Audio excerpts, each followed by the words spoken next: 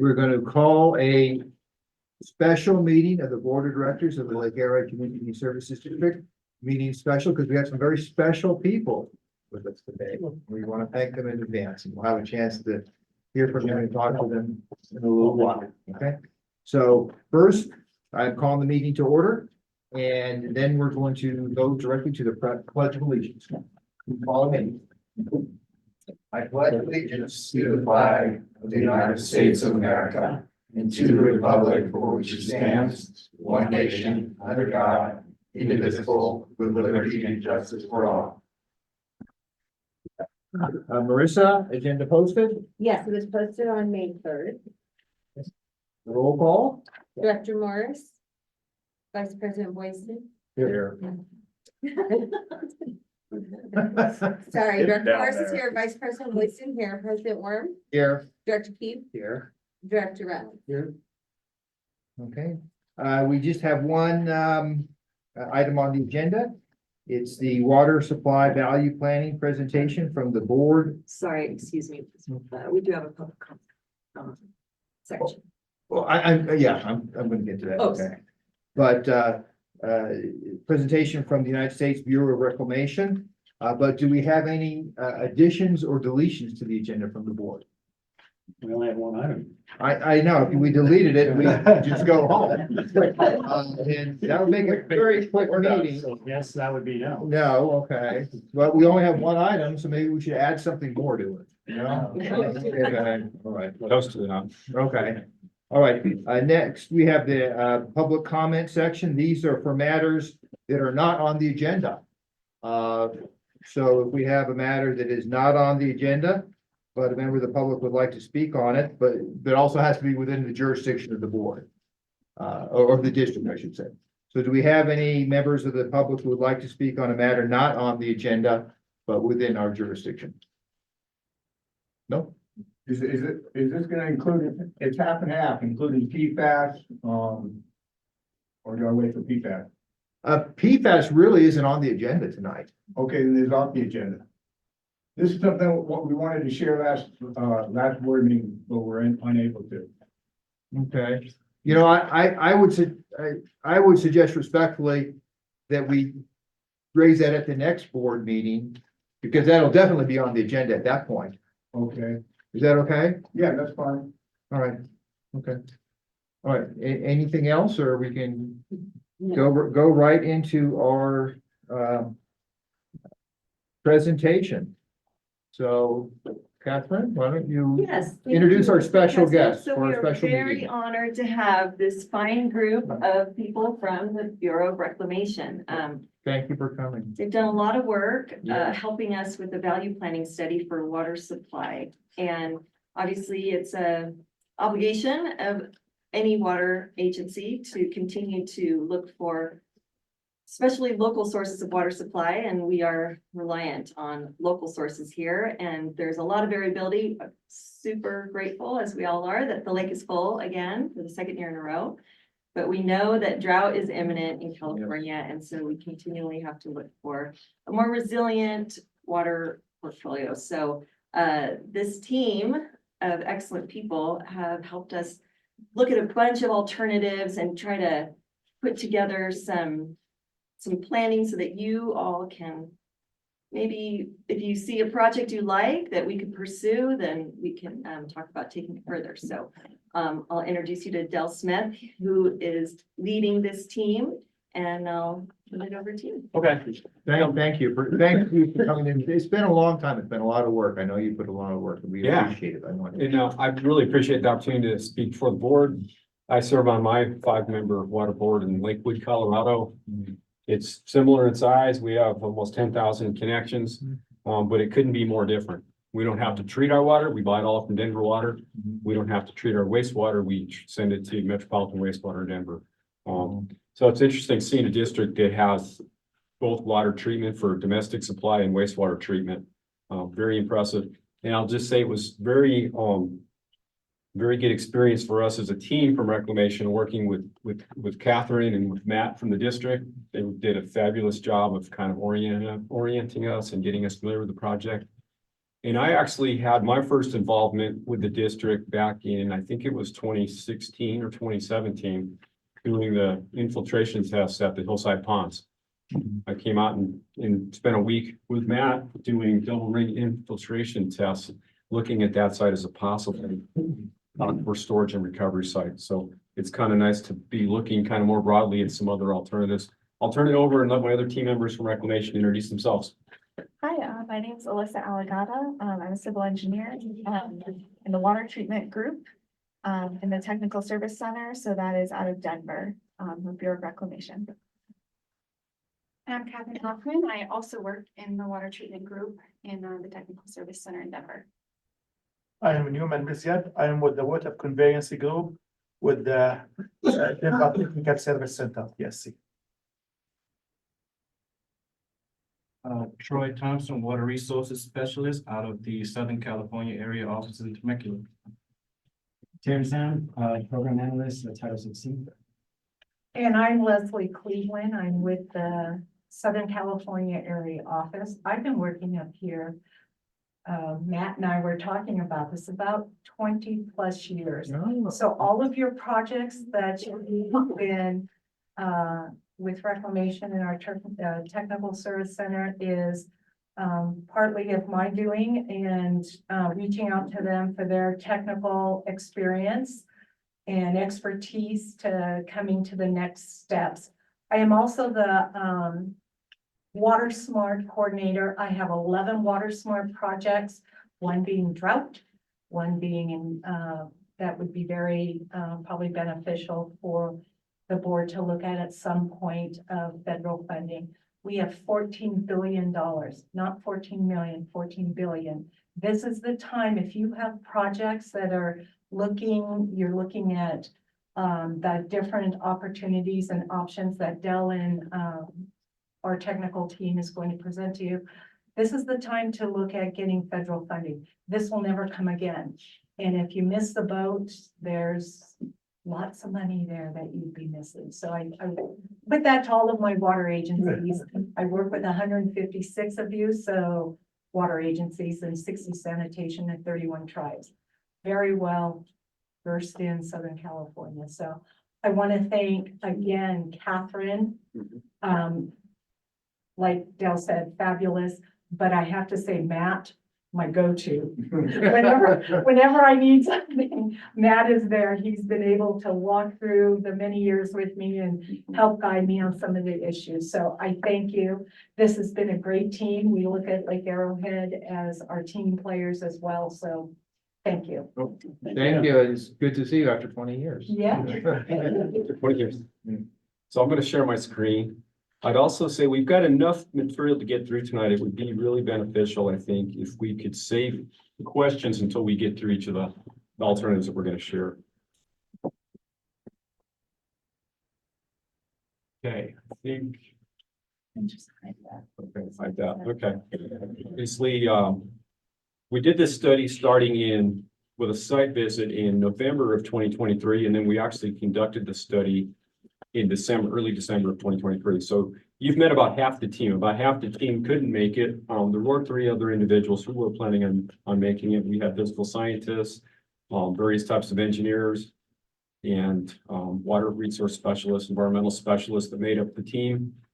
Well, I mentioned you guys know this infrastructure. That's a lot of infrastructure for the district to manage and operate. It's coming from where I come from, that's really impressive amount of operations that the district takes on. We know that your water quality is some of the best in the state of California, having won awards. And so we knew that was one of the criteria that we needed to really consider in any of the alternatives we talked about. Obviously, this infrastructure stretches over a large area where you import some water when needed during drought. You've got multiple treatment plants. You've got the surface water supply from Lake Arrowhead, which is kind of the main go-to source. I know I'm going through some of these fast because I know you know all of this. But kind of the purpose and need that the team understood was that the district needs to be prepared for large sudden fluctuations in demand. Since Lake Arrowhead is built out and only about 30% of the homes are occupied full time, meaning if they were to be more close to 100% occupied, your current water supply, especially during drought, I think would be really strained. So you need to be prepared for multi-year droughts. You know, we're seeing that on a number of our projects in some of our western states. And you've experienced that firsthand here. So really, we were looking kind of drought resiliency and self-reliance by adding flexibility and reliability to your local water supply. And meet, as we said, demands during multi-year droughts. But we felt like one of the criteria that Catherine and Matt suggested, we really need to look at protecting the lake level and the recreational and aesthetic interests by not drawing the lake down too much. So what's already been done? There's been a lot of conservation. And I can't believe that you guys went from about 20 years ago using 3,000 acre feet of water out of Lake Arrowhead to using only about half of that now. That's a significant amount of conservation. So that's really impressive. There's been system improvements, water pricing, I'm sure helped play into that. A lot of education, reducing losses and leaks, ongoing continual effort. There's been some groundwater development. With the wells, you're importing water when needed, although that's very expensive and it'd be nice to minimize that. Water recycling, the water you're putting on the golf course right now is already one example of indirect potable reuse, where you're using water on the golf course that otherwise would just be going down to the Mojave Valley. And looking at investigations on increasing water supply. So this is that graph that just blows my mind, going from over 3,000 acre feet in 2002 to less, well, I guess down to 1,000 acre feet here in more recent years, maybe 1,200 or so.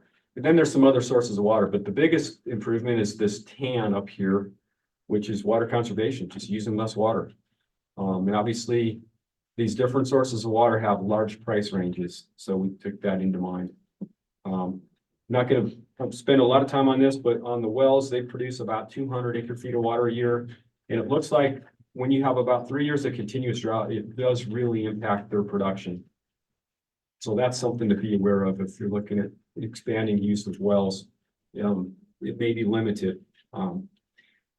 So investigations that have been done before, obviously the hillside ponds, we've done a lot of looking at the potential for aquifer storage and recovery there. And I started that with some ring permeameter tests back when I was working in the technical service center. I'm in our policy office now, running this value program. But then our engineering geologists and geophysicists did a lot of investigation here on the hillside ponds. And I think we've very clearly concluded it's not a favorable spot for aquifer storage and recovery. It's just not the right geology for that. But one of the big things that you've implemented is treating water and bringing it up from the treatment plant and reusing it on the golf course. So that's a great source of water reuse that's ongoing. So what is value analysis? This is kind of a transition, or what did we do? Value analysis really covers kind of conceptual value or conceptual planning, which what this study is. It's really conceptual, which is on the bottom of the slide. Identifying conceptual alternatives for further investigation. But value analysis encompasses two things that we do.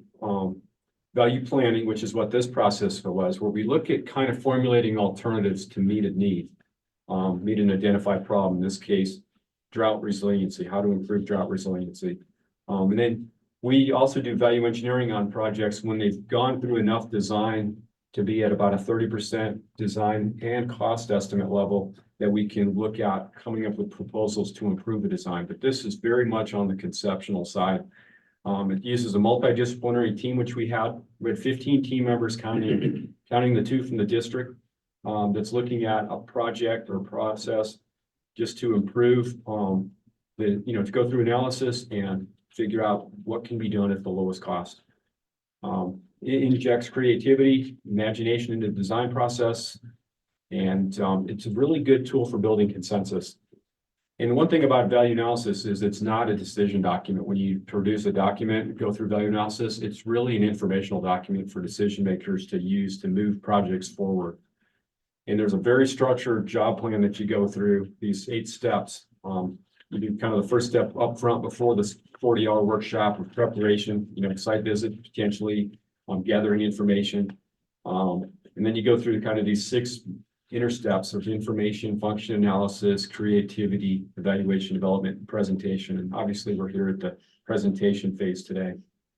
Now, once we've gone through and we get into an evaluation phase where we go through and generate lots of ideas, we evaluate those for the most potential by just applying critical thinking and using some criteria that the team develops to evaluate them and determining a shorter list that are worthy of our time to develop further.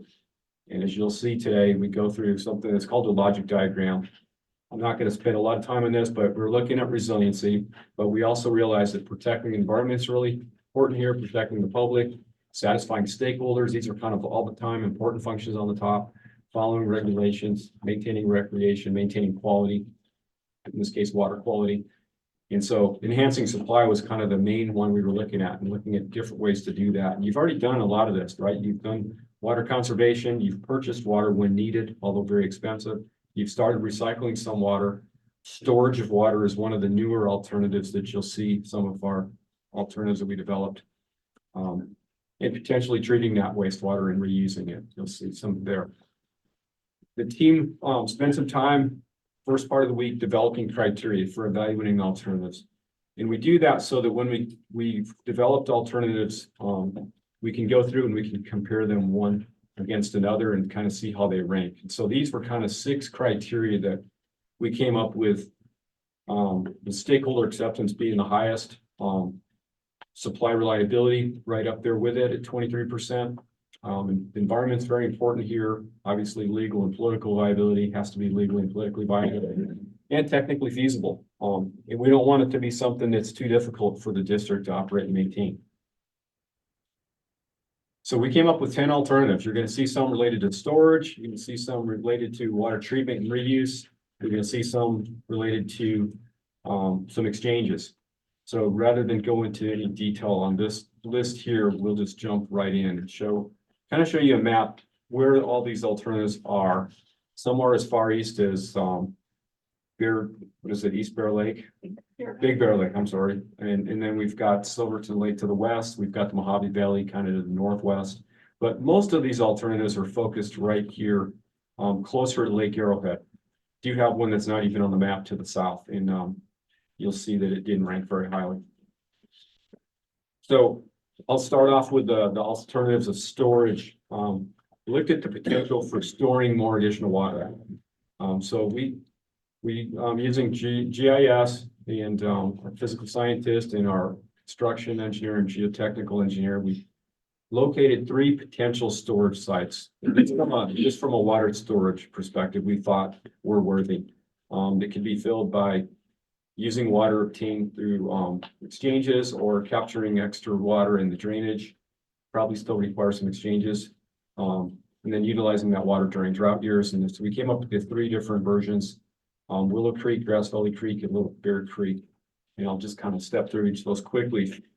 So the Lake Arrowhead, the dam on Willow Creek would be located about 1.5 miles north of the lake. It's about an 800-foot crest on it, and it's about a 150-foot dam, and it would hold right about 1,000 acre-feet of water. So that water would naturally flow out of the outlet works like is happening today when you have a wet winter and you have excess flows that you could store. And then during drought years, you could pump that water back up and reuse it. So it's near the wastewater treatment plant and could allow use of existing district water conveyance infrastructure, which is favorable.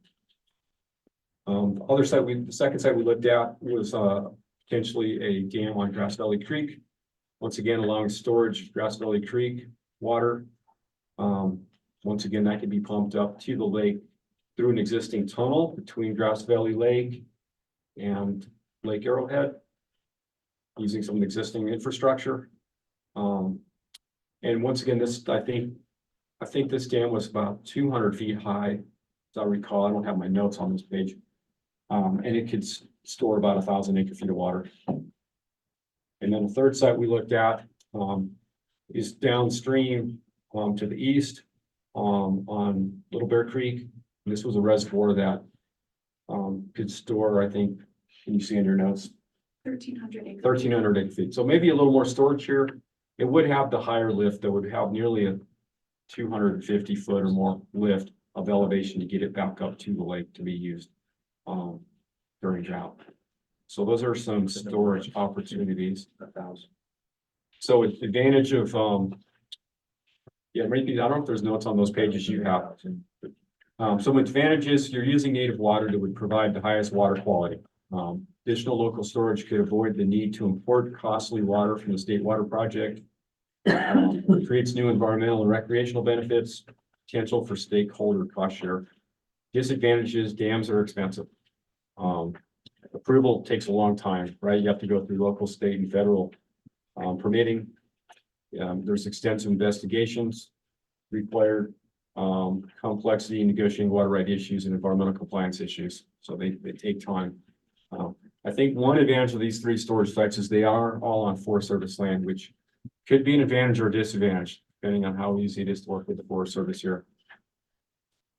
We were considering it as probably an advantage here, and I'll turn it over to Alyssa for alternative 2. Right, so alternative 2 would be indirect potable reuse using Lake Arrowhead for storage. So in case people are unfamiliar, indirect potable reuse means taking your treated wastewater effluent and then putting it through an additional facility called an advanced water purification facility to produce purified water that would then go to an environmental buffer, which in this case would be Lake Arrowhead. And then the drinking water treatment plants that already draw from Lake Arrowhead would be able to draw additional water based on what we put into it from this alternative. So I want to point out that California regulations are very conservative and protective of public health. And IPR for surface water augmentation requires at least full advanced treatment. And just a little bit more details on how this one would work is that the advanced water purification facility would ideally be located near the Grass Valley wastewater treatment plant. And then we can use existing infrastructure to pump that to Grass Valley Lake and then discharge it to Lake Arrowhead through the existing tunnel. Next slide. So some advantages for this alternative would be that wastewater is a drought resilient water supply that scales with population. This also utilizes water that is currently being discharged to the Mojave Basin. It will also raise water levels in Lake Arrowhead if it's not already full. And then it also provides some flexibility between IPR and seasonally producing the Title 22 irrigation water for the golf course here. And this is potentially more favorable to the public compared to DPR, which stands for direct potable reuse, and that will be a later alternative we'll get more into. But this alternative includes an environmental buffer and direct potable reuse does not. So some disadvantages for this alternative are that it requires design, permitting, construction, and operation of the advanced water purification facility. And also concentrate management from the reverse osmosis that goes along with that. There is a high level of treatment required to discharge into Lake Arrowhead because the water quality in the lake is already so high and we wouldn't want to degrade that at all. So this is potentially more expensive than other IPL alternatives that we'll go over today. Another disadvantage would be public perception of degrading the water quality in the lake. And I'm going to skip over the last 2, or I guess I'll say this one. If the lake is already full, then you obviously cannot discharge more water into it. So that's another disadvantage here. But I'll skip over the last one just for the sake of time. So, next slide. So the third alternative that we considered is a different indirect potable reuse scenario using Silverwood Lake for storage. This, similar to the previous alternative, this would involve an advanced water purification facility to produce purified water from the district's treated wastewater effluent. But instead of that purified water being delivered to Lake Arrowhead, it would be delivered to Silverwood Lake, which is part of the state water project. And just this is one example of an alignment that could be used to accomplish that by gravity flow and deliver purified water to the north side of Silverwood Lake. And then existing infrastructure would be used to bring treated drinking water back up to the district's distribution system, where it would be blended with their drinking water originating from Lake Arrowhead. And that existing infrastructure includes, Clawa drinking water treatment plant, pumping plant, and pipeline. Next slide, please. So the advantages, or some of the advantages of this alternative are that you would be able to store water nearby while leaving Lake Arrowhead untouched. Silverwood Lake seems to have a higher storage capacity than Lake Arrowhead, which would provide the potential to carry storage across years. Some of the infrastructure needed is already existing, and some of the advantages are shared between all of the indirect potable reuse alternatives. And the major disadvantage of this alternative is that it would require negotiations and partnership with the State Water Project in Clawa, and that could be complex. Part of those negotiations might include trading water, and the Clawa wheeling rate would definitely need to be negotiated down. Next slide, please. The fourth alternative is yet another indirect potable reuse alternative that was considered. This one would be a joint project with Replenish Big Bear. The Replenish Big Bear project is an existing, or is a project being planned currently in Big Bear Valley. This would involve piping the district's treated wastewater effluent to Replenish Big Bear's advanced water purification facility. And the water would be purified over there in Big Bear Valley, and then stored in Big Bear Lake or in their groundwater aquifer. Then raw water would be piped back to the district's water treatment plants for treatment. This alternative would involve some pretty long pipelines, about 40 miles each way. And there's about 2,300 feet of elevation to overcome. Next slide, please. So this alternative shares some advantages that the Silverwood Lake IPR alternative had, such as storing water nearby while leaving Lake Arrowhead untouched, the higher storage capacity and potential to carry storage across years. A big advantage of this alternative is that it wouldn't require the design, permitting, construction, and operation of an AWPF, because that's already being planned by the Replenish Big Bear project. So there would be that sharing of infrastructure, and a lot of the planning burden is already being taken on by Replenish Big Bear. The huge disadvantage to this alternative is the large amount of right-of-way and very complex pipeline construction that would be required, which would be very expensive.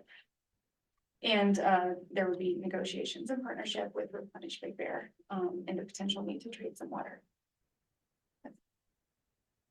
So alternative 5 is direct potable reuse, which, like I mentioned before, it's similar to indirect potable reuse, but there's no environmental buffer. So you still have an advanced water purification facility that produces purified water from treated wastewater effluent. But since there's no environmental buffer, there's a much higher level of treatment that is required compared to IPR. So this is very robust, and there would be a multi-barrier approach required. Potential plant locations would be locating it on site with the Grass Valley wastewater treatment plant, or at the old wastewater treatment plant site near the hillside ponds. And for this option, the direct potable reuse effluent or purified water would then be piped to the one of the 2 existing drinking water treatment plants for further treatment, and then would be delivered to customers in the same way that drinking water is already done.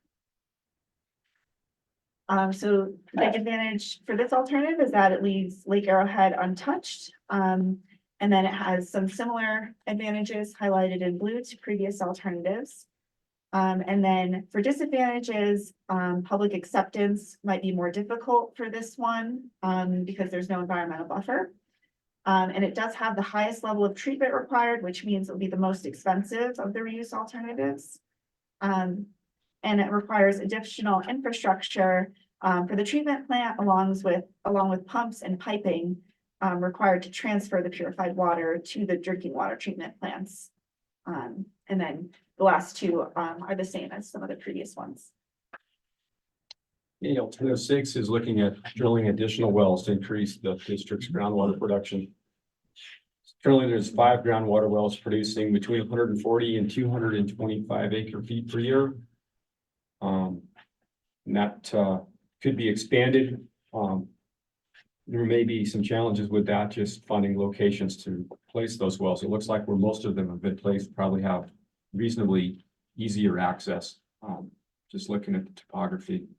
So I think the district's goal from what we heard was to increase groundwater production capacity up to 750 acre feet per year to improve drought resiliency. Based on the current well production rates, this would require potentially 15 additional wells in addition to those 5 wells. So well construction is relatively low. Just looking at the advantages, reduces withdrawal from Lake Arrowhead, especially during times of drought, relatively low maintenance costs. May be able to install some of the wells on district lands. Some of the disadvantages are deeper wells may produce water with higher mineral content requiring additional treatment. May need to acquire additional water rights, may need to acquire land for the wells and distribution piping.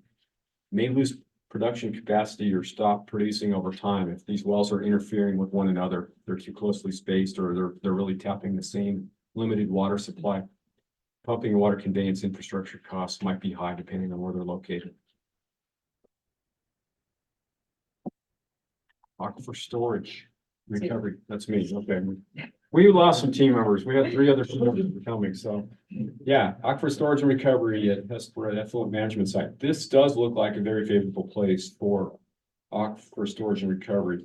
So this would be looking at designing the infrastructure to recover that effluent once it's been in the ground satisfactory for a long enough time.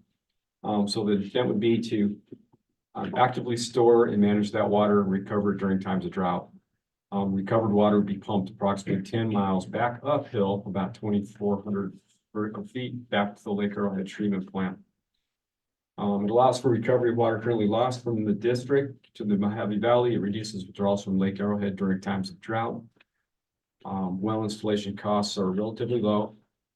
These alluvial soils are expected to have high yield in terms of developing wells there.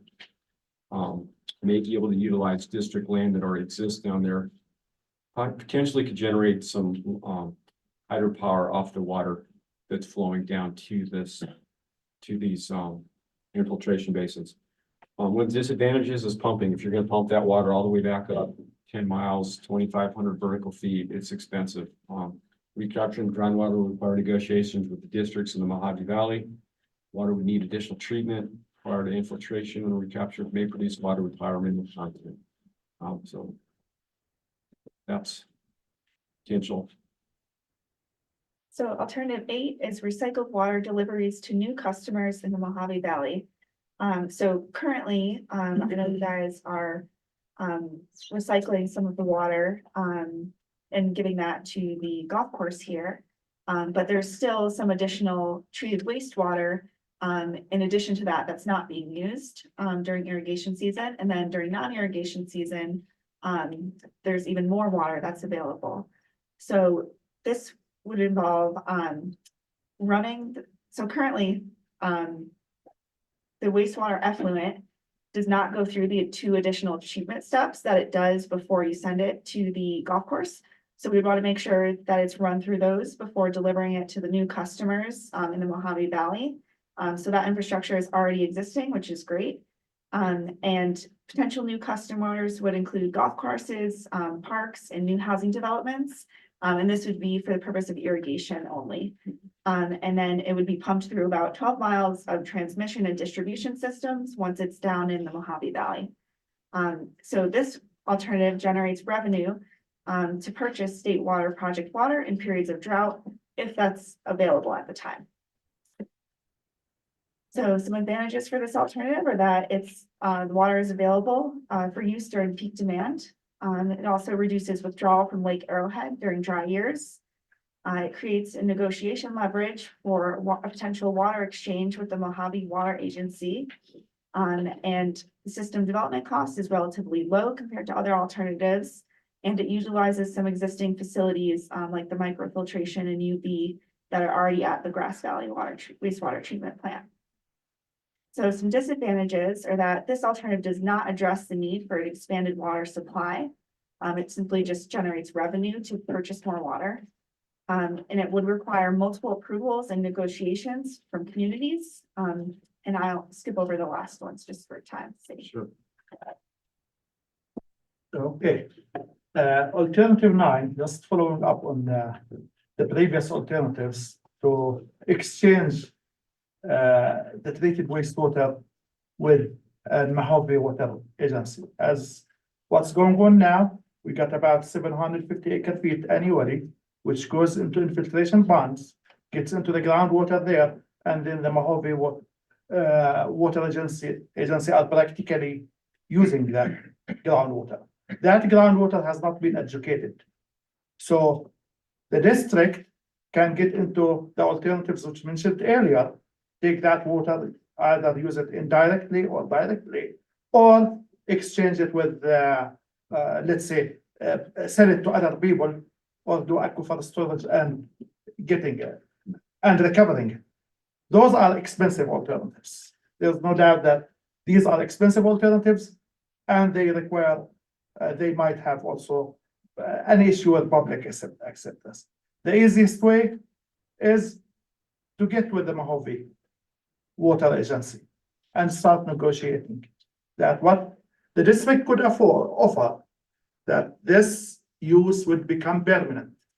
So the district would continue sending this water to the infiltration ponds and have it get into the groundwater and allow the Mojave to permanently use it and then educate it officially for exchange, that the district should get something for that exchange, for that water. Exchange some water rights from Grass Valley Lake. So the other, this alternative would not be very expensive, but it requires the acceptance or the approval or the negotiations with Mojave. How can we negotiate with Mojave? We need to have other options. So the options that we have here indicated would be important leverage in the negotiations. When you start the negotiations with the Mojave to see if you can reach an agreement with them, you could utilize that water. You get something for that water, utilize instead of that water, other water rights, some runoff from a Grass Lake. So get into the negotiations. Next slide, please. So what are the advantages? The advantages that you don't need a lot of infrastructure. This is going to be a cheap alternative. And you are not going to, let's say, get into problems with, let's say, try to store more water in Arrowhead when you might not have ability to store more water. You receive water in exchange for water which is already being used from other, from Mojave. The disadvantage is, the biggest thing is you got to get into the negotiations with Mojave, and you need to get an agreement with that. That is the biggest thing. Of course, there are other things that continuing the maintenance for the, and potentially maybe you change the pipeline which you send the water with, but that is going to be small compared to the other alternatives that we have been talking about. Alternative 10 is, it's the same water, and as you see, what we have been talking, most of the alternatives are talking about that treated wastewater, that wastewater, which is going to Mojave, and the district is not getting anything for it. So we got to come up with that is a reliable water supply, as mentioned earlier, but we got to think of ways how to use it. And as we explained here, alternative 9 is the most feasible, the easiest way, if we can get an agreement with the Mojave. So, but to be able to get an agreement, we got to have other options, and Mojave needs to understand that the district has other options to utilize that water if they are not going to get into a serious negotiation and give credit to the district. One of the options is to do an exchange with the South. It is very difficult because it's a little bit far, it's very expensive, but it would be also used as some type of negotiation leverage with Mojave. Next slide. So the advantage is that you are not going to touch Lake Arrowhead. There will be a lot of flexibility if you can reach an agreement with that. And the disadvantage is, this is a long pipeline. It's going to be expensive, and agreement is not going to be that easy to get. Next. So what we developed that criteria, we run it through a matrix using that criteria. You kind of see that at the top on this table. It's a little hard to read, but you see the 6 criteria against the top, and then we go through and we weight it, or using the weights that we developed for that, we can actually rank these. And so if you look at these 10 alternatives, you see that the one that scored the highest, rank number 1, was actually exchanging with Mojave Water Agency, which Newman was just discussing. That would be the most favorable, probably the least expensive to take advantage of that exchange potential. The second most favorable one would be using indirect potable reuse project at Silverwood Lake. And then you see from there drilling additional groundwater wells. If you could get the capacity there, that's also not terribly expensive, terribly difficult to do, but you may not be able to get the full. I think it's 1,500 acre feet of capacity, Matt, is that you're looking at potentially for getting through multi-year droughts. And then indirect potable reuse in Lake Arrowhead would be number 4. Additional storage of native water. This looks at reservoirs, which start getting really expensive. We really didn't do cost, but if you do look at the far right, I wouldn't put a lot of weight on this, but additional storage is very expensive. So that's why we kind of put dollar signs there. We didn't even define exactly what those were, which we sometimes do. And then you start going up from there. Aquifer storage and recovery from Mojave Fields, that's a lot of infrastructure and pumping to bring that water back up to the district for reuse. Number 7 is looking at direct potable reuse.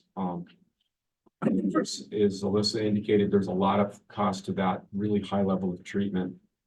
And then recycled water deliveries to new customers, that would have to be in combination with another alternative, because it doesn't really supply new water, but it would be a source of income potentially.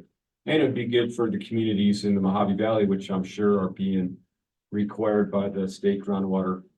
What is it, SGMA, state groundwater? You should know this. Sustainability. Groundwater sustainability. Groundwater sustainable, yeah. Sustainable Groundwater Management Act, that's right, SGMA. So yeah, reusing water is obviously important.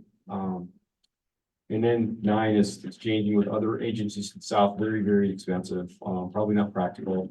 The 40 miles of pipeline going both directions to Big Bear Lake, probably not very practical. But this was just kind of wild. Some of those are kind of more of the wild ideas, but they could be used as Newman indicated, kind of for negotiations, I think. And that's our presentation with our 10 alternatives. We'd be happy to take some questions. Yeah, I got a question. On number 9. Yeah. I thought was the best idea to work the stone it, so. Okay. How do we track all that? Do we know exactly how much water is getting into the ground over there? I figured we would. We're not going to do it. How do we track that? Matt Kelly's department tracks that. Meter, yes, meter. Okay. Yeah, I mean, that's great if you already know, if you're already measuring that and you are quantifying that. I mean, that's. And you would have historical record to show that it is not just 1 year or 2. This has been going continuously. Yeah. And it is a significant amount of water, and it's a reliable source that it is not going to reduce most of probably. Yeah. So to simplify it, what that alternative suggests is that they buy into the fact that we have another use for that water. Yes. And we say, okay, we're not going to do that use. We're going to guarantee you continue to get that water. And then in trade, they would allow us to divert more of the water in Grass Valley Lake into Lake Arrowhead. Yes. Okay. So we have to have we would have to have a viable alternative. Otherwise, they're going to say, well, why would we do that?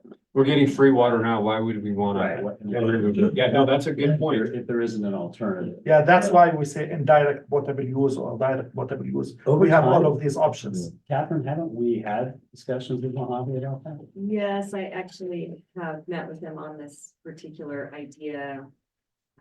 But they've gone through several different GMs and it never gained traction in the Right. original You got a lot of different water people master coming said in. no, and then said, come back with another idea. Right. So we plan to go back again. So we would love to capture more of that water. Yeah. Instead of it going over the backside. Oh, I'm sure you would. Yeah.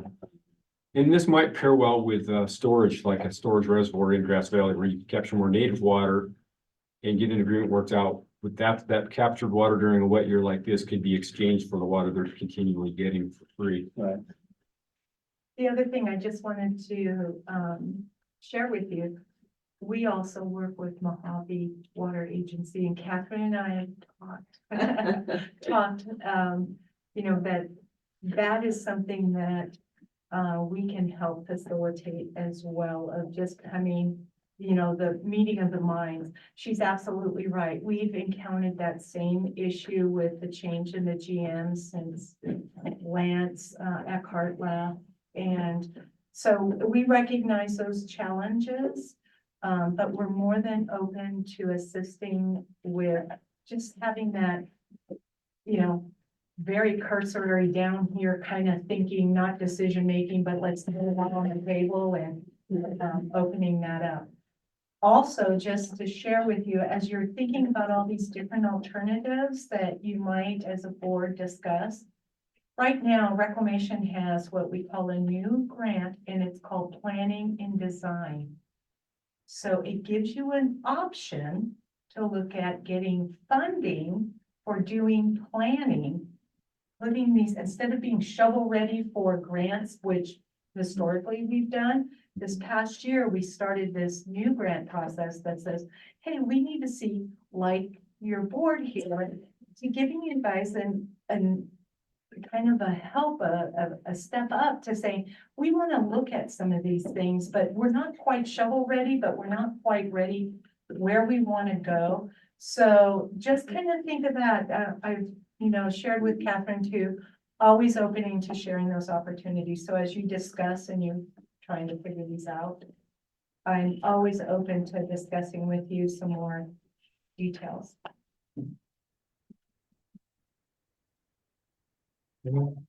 Catherine, any other comments or, Public comment? okay, public comment? I was gonna say Go ahead. something else. Okay. All right. Is there? Did we look at maybe a combination of two that would fit together and help us out? You know, we didn't get to that level, but I think it probably would be a combination of Yeah, two. I was thinking that we could- Sometimes you can do three. We We did a do all water. of them if it works. Yeah, Let's make money. money, well, it sounds like we've got wheelbarrows loads of money behind me here, so. I'd like to add is our process in reclamation, we start with the value planning, coming up with these ideas, identifying ideas. And the next step would be to select some of these ideas and do further analysis for them. So what could be the next step with Leslie here is take maybe the 3 or 4 of the best alternatives mentioned and move them into an appraisal level study, do more studies on them. So you have something more concrete than this, because this did not include any design, just us meeting here and talking. Okay, So good- you good start- ideas before you do anything. Yeah, so you start and some type of preliminary design for these alternatives. And so you get the ball moving, and then how we would know that here, the ball is moving. We are proceeding in something. Yeah. And then you go negotiate. Well, I think if we're serious about it too, and like, I get that any government agencies, no one stays in the same position for 20 years. It's, you know, till they find another job essentially. But, yeah, if we're serious about it, if they see that we're serious about it, I think it doesn't matter who's going to be there. Someone will realize it's on the table and we're serious and they need to do something about it. So it doesn't just get shoved off to the side. I would think. Anyways.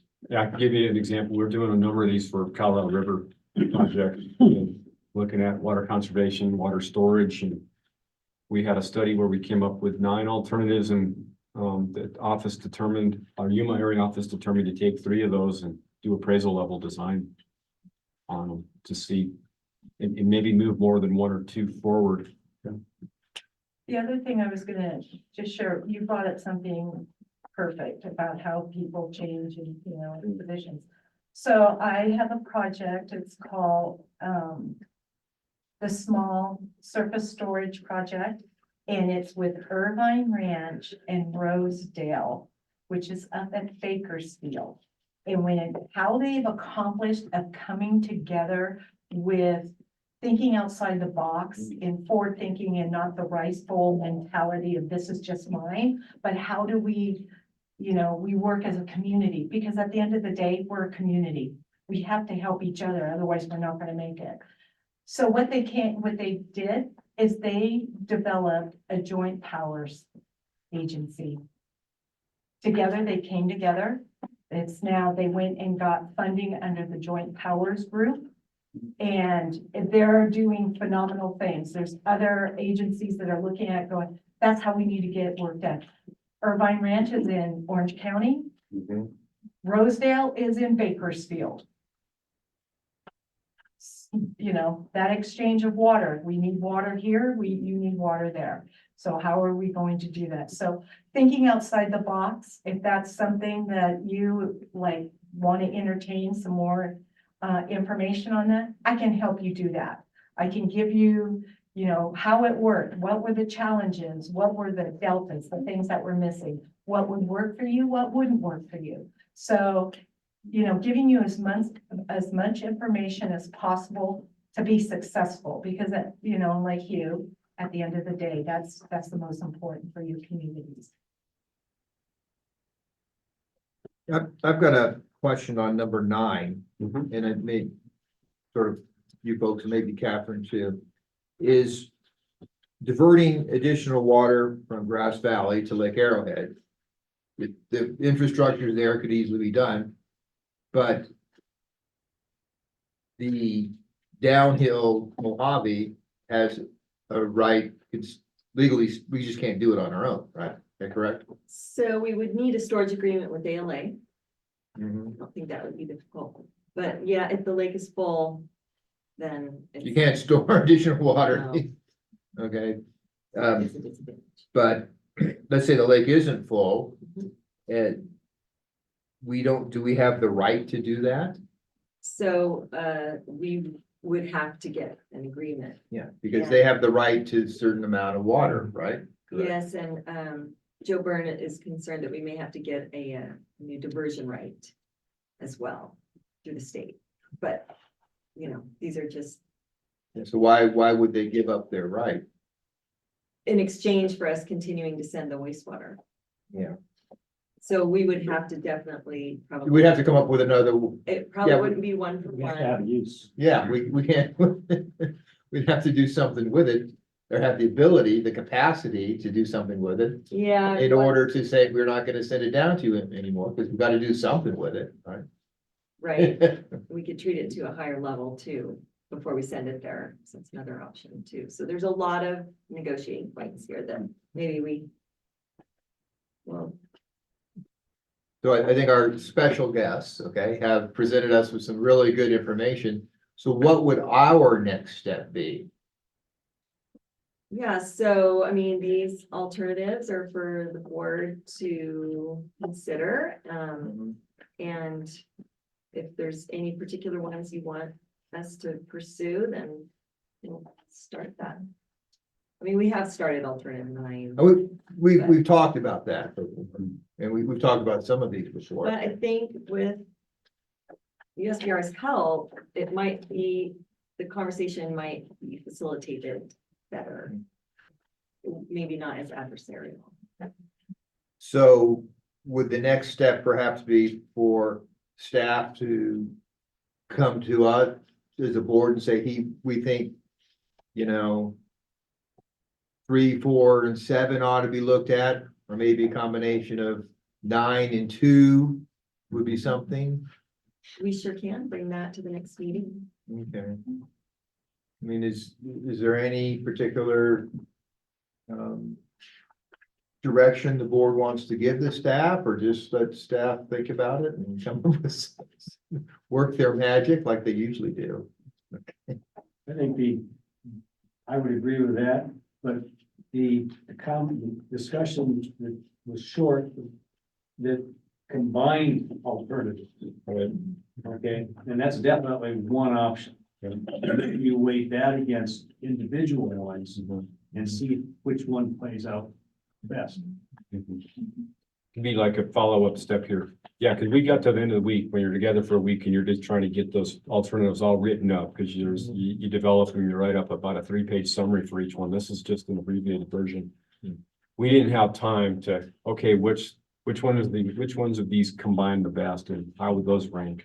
That could be another step. And the acceptability to the people that we're going to take it to. Spend a lot of. Right. To try to avoid spending a lot of time putting options together, when in fact, there's no chance that they're going to accept it. So you find the acceptable partner and then put plans together.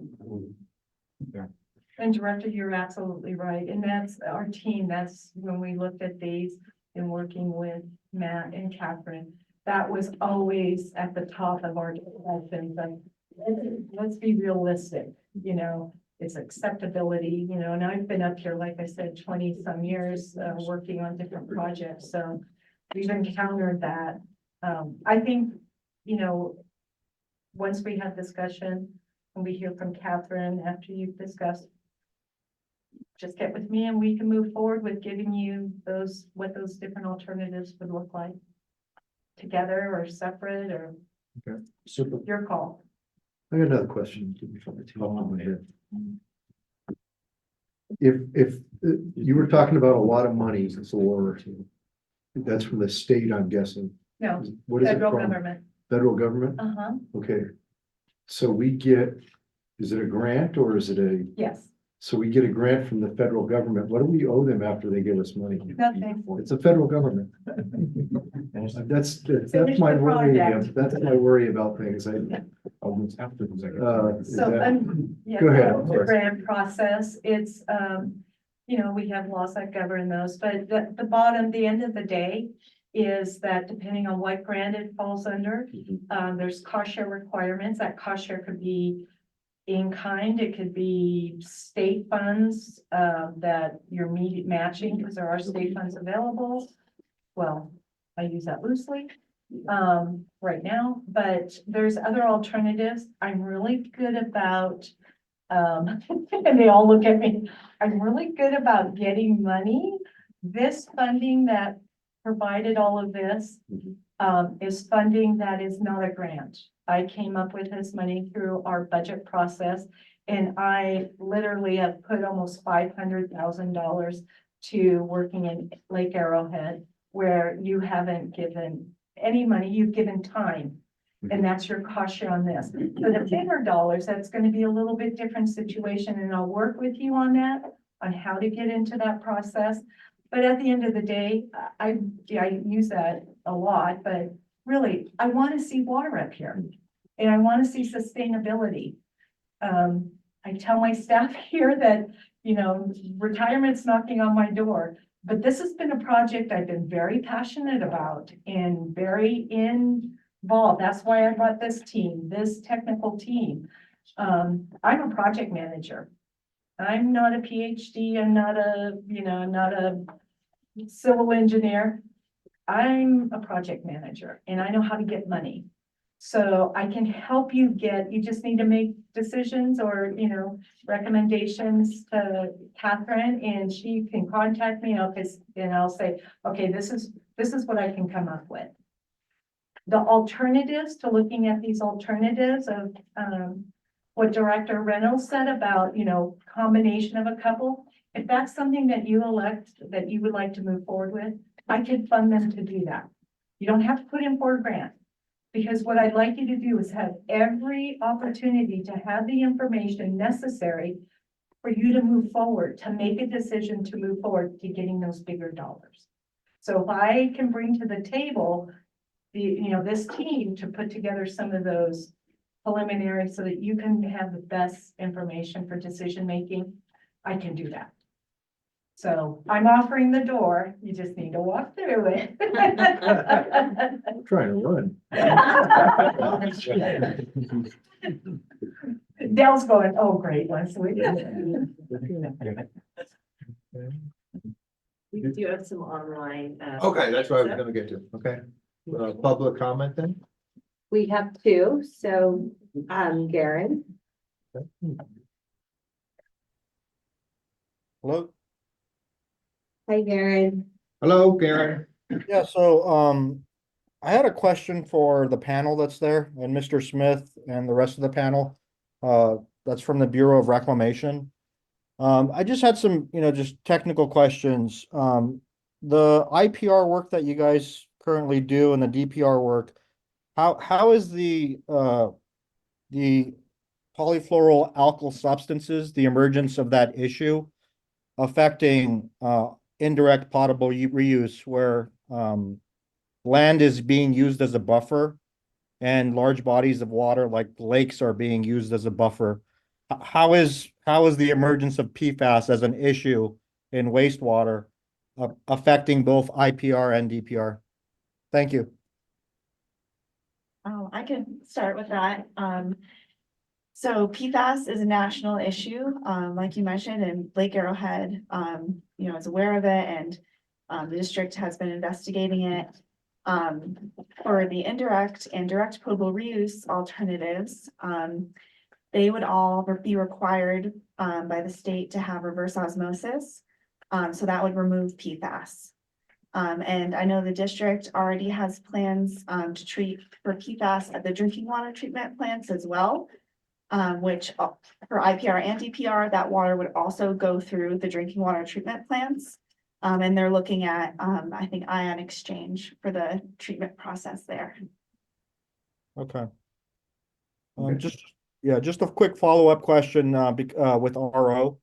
So the reverse osmosis, it's literally a filter, and it blocks everything larger than a molecule of water. So anything larger than H2O is, kept behind and water is pushed through. RO technology, so we started researching that a little bit. There's certain contaminants that are the same size as water molecules and smaller. They include such things as pesticides, herbicides, fungicides, hydrogen sulfide, and certain organic compounds. How do you ensure that those compounds and the things that we don't know about today that might pop up in the future is gonna be filtered out when we start processing this sewer effluent through whatever system that you guys are gonna put together? Thank you. Yeah, good question.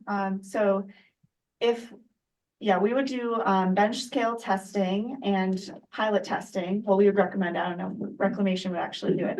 To make sure that the water being produced is safe and that it works. And if there are any contaminants that were to get through the RO process, we can make sure to add additional treatment processes so that there's a barrier that has a different mechanism to treat for those. So one option could be granular activated carbon, which basically works by any contaminants would absorb to it and be stuck in the carbon and then not pass through. Ion exchange is another option that works similarly. And there's also advanced oxidation, which can destroy and break down contaminants. So that would be another barrier type. Okay. Thank you. I appreciate the response. Thanks so much. Yeah, of course. Any other questions? Yes, we have a question from Ted. All right, Ted. Hi there. I have, I guess, a request, and I also have a couple of questions. I'm just going to give them to you now before we get lost in the answers. First, the request is this wonderful chart on alternatives. could that please be made available to the Community Services District in a form that it can be put on the website so everybody can see it? It has the various alternatives apparently listed in order of choice. I see Catherine shaking her head, yes. Okay, that'd be wonderful. The second thing just came up a moment ago. I assume all of your recommendations in terms of choices and alternatives are on the assumption that the recycled water is safe by whatever standards are currently applicable. Is that correct? Well, that's not 100% true. It's, well, they're making recommendation. I don't know who's answering the question, so if you could identify yourself, as long as I'm asking an expert and that's not a board member answering, that'd be wonderful. Are these recommendations based upon the assumption that the recycled water won't be safe? Ted, that's not accurate. One of the recommendations or alternatives is for storage of native water, which doesn't involve recycled water. I'm just asking about the recycled water. The recommendations dealing with indirect and direct potable reuse are those based upon the assumption that the technology will produce safe water. Because you're not allowing us to go into any analysis whatsoever of the safety of the project. We've been told that that's being put off to the next meeting. So I'm assuming that you are assuming that these things are safe so that we won't be discussing things like PFAS and other pharmaceuticals, things like that. I'm assuming that you are assuming that everything's going to be safe. Is that true? Yes, we assume they will Yeah. be in accordance with regulation. Yeah, I think that's a question that's. Addressed. Yeah, I mean, nobody's gonna recommend a solution that isn't safe, so. I'm not asking the board, I'm asking the experts. Is this? You don't run this meeting, okay? So I will answer your question or comment on it if I I want want. to know what your answer is, Mr. Worm. I want to know what their answer is. And if they cannot give one, then that's fine. Let them say they cannot give one and let's move on. Don't use up my time. Well, if the panel wants to give an answer, it can. Great, that's why we're here. Yeah, So I'm not sure if this completely answers the question, but any of the potable reuse alternatives would be in accordance with California, the state of California's regulations. And there are different regulations for the indirect potable reuse and direct potable reuse alternatives. That's fine. That's actually a great answer. I just wanted to get someone to say it. And the third one is about those wells, 750 wells. Were there 750 acre feet from wells? Has there been any analysis as to what that would cost? wells are generally fairly inexpensive compared to building storage and other alternatives that we looked at here. I don't think we typically don't go into cost estimates in a value planning study. We do that in a value engineering study. That's or we fine. do that. Yeah, so we did not develop that cost. We could probably look at the cost was of the current 5 wells and do some escalation and adjustment for inflation and come up with that cost. I was gonna say, our cost for a well is perhaps excess of $1 million a well. Something like that. I mean, Please don't take up my time. You do it on your time, please. I'm running this meeting and you're not. Okay, so you don't tell me when not to comment, okay? Stop my clock, talk all An you answer of over $1 million per well. And I'd like to add that this is just a proposal for the time being. This is a concept which would need further investigation. It would need further investigation from a technical point of view to determine where are you going to put these wells. You are going to do hydrogeological investigation to see how much they can produce, and then you will do a technical and cost estimate. So at this time, we cannot give you an answer how much it's going to cost or how many wells are you going to need. It would need more investigation. This is just an idea to be investigated. Great. That answers that question. The only other thing is, and this is addressed to the gentleman, I think, who said something. He's a fellow from Colorado who said that we're using indirect potable reuse at the golf course. We're not, there's no potable water up there being produced by recycled water, not willingly at any rate. We don't think we're drinking it. We don't want to drink it. They don't want to drink it. The only way we're drinking it is the extent to which it comes down into the lake, which we don't want, and which the Community Services District maintains doesn't happen. So that is not indirect potable reuse. It is. Yeah, I misspoke. That's indirect reuse is really what it is. It's not potable. Non-potable, yeah. Non-potable reuse. Absolutely. I misspoke when I said that. Thank you all very much for your participation. I know how long have you been working on this? Yeah, we started gathering information kind of the later part of 2023. Had a site visit in November, spent a week out here in December, actually in Temecula, 40-hour long study. Fantastic. Thank you all. Thank you all very much. Thank you, Ted. And we have another. We have Scott. Scott, go ahead. Hi, it's actually Roberta Rendino. Sorry. Thank you so much. It was fascinating, and I look forward to reading it further on the website because it was very quickly, presented. Just historically, we had an expert hydrologist for years talking about, bringing our recycled water into Lake Arrowhead. And the bottom line that he would always say was, we could make it as good as we have it now, the water, but we cannot filter out the pharmaceuticals. So has something changed over the years that now there is a method of filtering out the pharmaceuticals, or is he still correct that is this thing that will stay? There are treatment processes that either remove or destroy pharmaceuticals. Is there a name for that? So it depends on the compound itself. Some examples are reverse osmosis, which we already talked about. Granular activated carbon, which Alyssa talked about. There are advanced oxidation processes. Those are a few examples. Yeah, so you advanced oxidation or hydrogen peroxide advanced oxidation, just a couple examples. You want to look into it. Okay, thank you. Yeah, good question. Okay, we have Terry O'Brien. Go ahead, Terry. Good evening. Have you secured funds already for the cleanup from the state? Has that already been approved? Has there any, we've talked about this, or you've talked about it in the past, about the funds that you're going to try to inquire from the state for cleanup.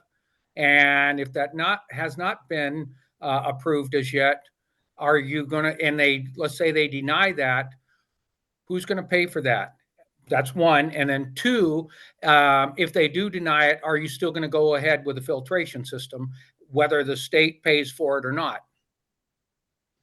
Here's what I don't want. I don't want to be laying there in bed at night and go, if you lived in Lake Arrowhead during this time period, please contact us lawyers at such and such. I don't want to do that. Are you talking about PFAS? PFAS, but my concern is on the original cleanup of the water that's there. We know that it's already tainted.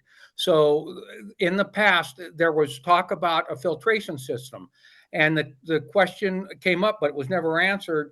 Is there going to be, or you're trying to get state funds to pay for that? Okay, well, what if the state denies that?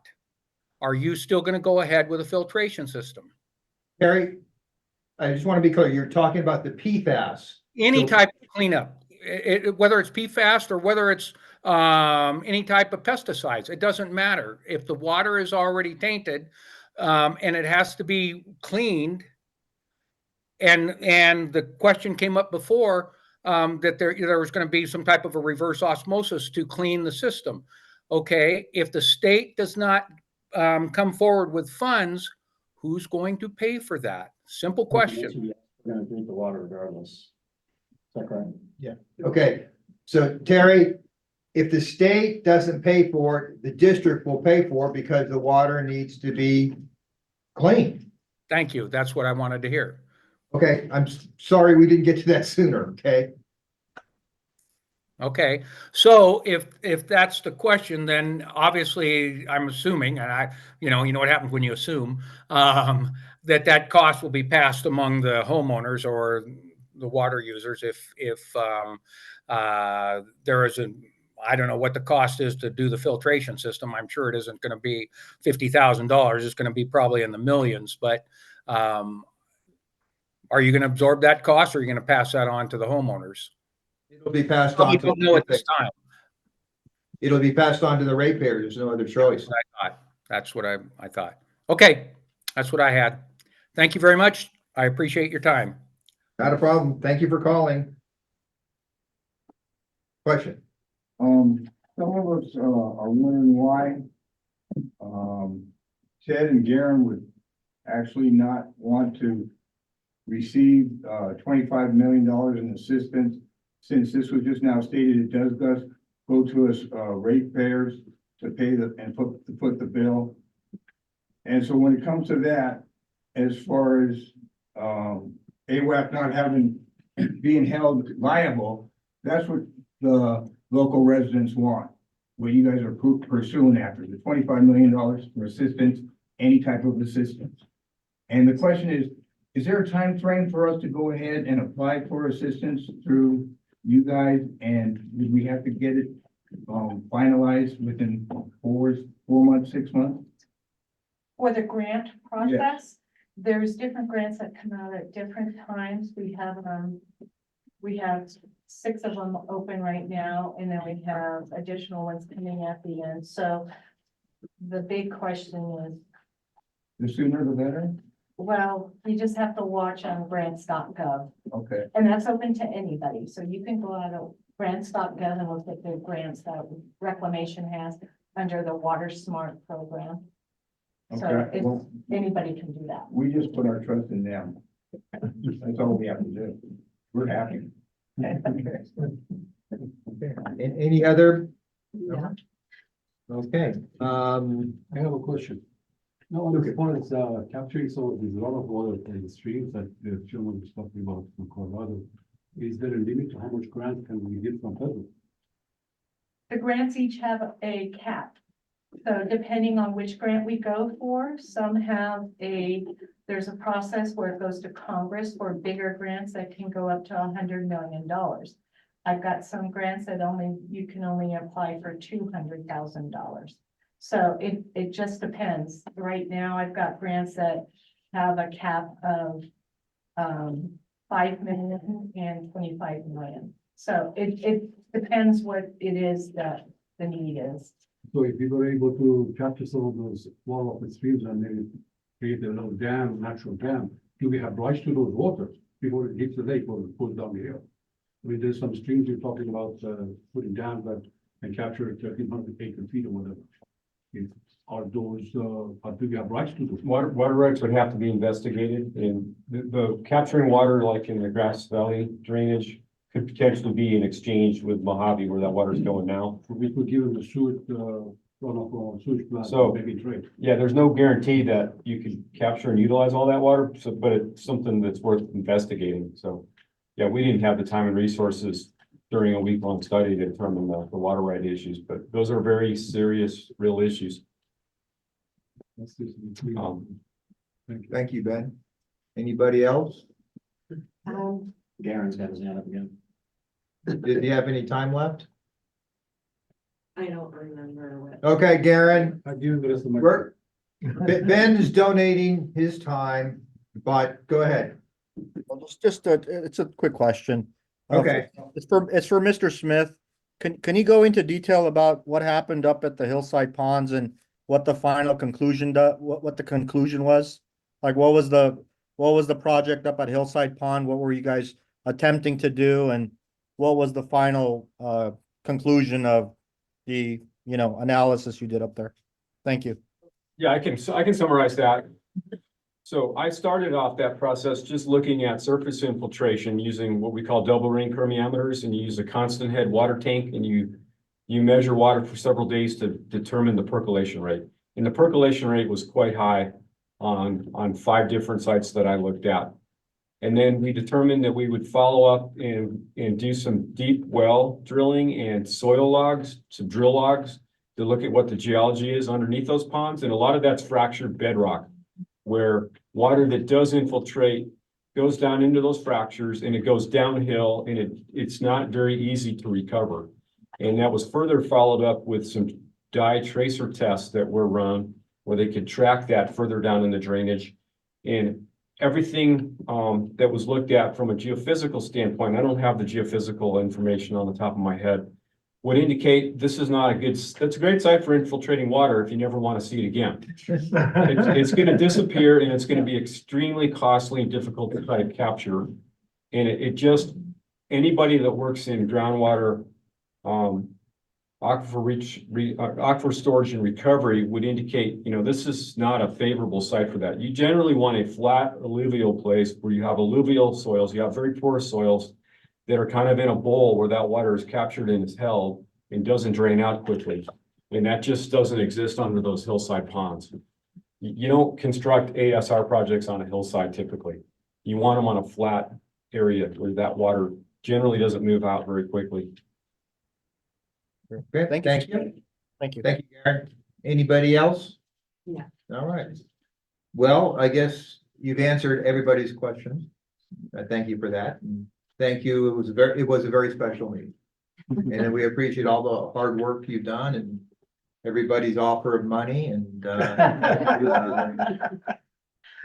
the information you presented.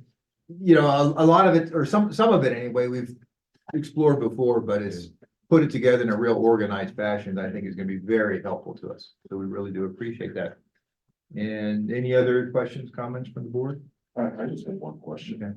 What does 1,000 acre feet mean to us on an annual basis for water usage?